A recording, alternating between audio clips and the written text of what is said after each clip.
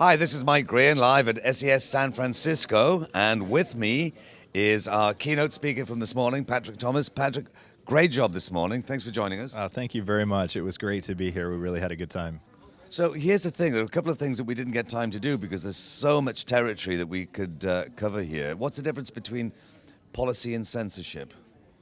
Well, that's a great question. Anytime that you have to remove content, you could argue that on some level you're censoring. So what we try to do is apply a variety of solutions here. Like I mentioned in my talk, for our core web results, we try not to take anything out unless we really absolutely have to. And there are some instances where we do that, like spam, if we get a DMCA request that's valid, certain images having to do with child abuse, things like that. Our other policies, a lot of them are targeted at our search features, so helping people get things they want more quickly, but also not offending them in the process. So that's where we do a lot of our heaviest sort of policy thinking, and we try to keep the index as comprehensive as we can, so we can sort of thread that needle. So I asked you earlier on the stage and then forgot to actually do the question when we got to the end of the session. Your job. Are you nuts? Why did you take this job? I mean, I have a job where, like I said before, the toughest decision I make is what shoes am I going to wear today, and you're thinking like, what's the globe going to see on Google today? But, in the course of time that you've been there, what do you think the toughest call is that you've had so far? Yeah, so that's a great question. And for me, I sort of alluded to this in the talk, but it's always hate speech. Hate speech is very difficult to define. I think people have different thresholds for it. And so there are questions about, people treat search engines, I think, very candidly. You'll ask questions to a search engine that you might not even ask to your friends or family. And so we want to reflect that. So questions that are asking about people or groups of people, do we classify some of those that might be potentially offensive as hate speech? It's hard to sort of discern what people's intent is with that. So I struggle with those types of calls the absolute most, where it's about an individual or a group of individuals and it's something about them that could be potentially construed as offensive. Those give me a lot of headaches. So what about when you get feedback from, general Google users?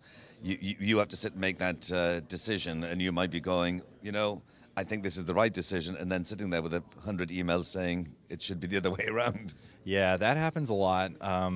These are issues where people feel very strongly, and I think rightly so. I mean, these get right to the core of our society and the way that we think. So it's not surprising, that people will have different opinions. We do the best that we can, kind of per the principles that we talked about during the talk. And we have to be comfortable and respect the fact that there will be a diversity of opinions. I can tell you as well, a lot of people within Google even sometimes disagree with these things, and I've gotten more than a few emails in my inbox of people. A bit of hate speech from Google, then. Right. So, and I think that's the great thing about the company is anybody can say, hey, are we sure this is right? Is this what we really want to do? So, you just got to kind of roll with it, I think. And one final thing, because I was kind of fascinated, the way that the conversation was going on stage was great with you and Matt, but I did ask, and I think it's worth asking again, that previously when we would think about Google and search results, it was 10 blue links and it was text pages. Yeah. Then after universal search and then knowledge graph and all of these things. So now when I do a search, you're pulling in all of this information from everywhere. It could be a video, it could be text, it could be a PDF document, it could be anything. And you do actually make different policy decisions on whether I should, with that particular query, should I see a video, should I see a... Yeah, and that does happen. Anything past our core search results where we're adding additional content, we want to be extra sure about what we push to make sure that it's not offensive to people. We try to keep that level of curation very minimal, so talking about the sort of big three buckets that I mentioned, hate speech, explicit content, and violent content. And past that, we really just want to be as comprehensive as we can. And I think this is going to get even more important because, as we move toward more and more stuff that we can do with the knowledge graph, as people get more information from that, that needs to be comprehensive. So we really have to think about that carefully, and that almost bridges our sort of traditional policy thinking divide between search results and search features. So that's something that will definitely give us some interesting issues, I'm sure, in the future. So I'll let you go back to work, and you can think for the rest of the day, porn, propaganda, what's it going to be? And I'll think, what am I going to have for lunch? That's it. Patrick, thanks so much. Thank you very much.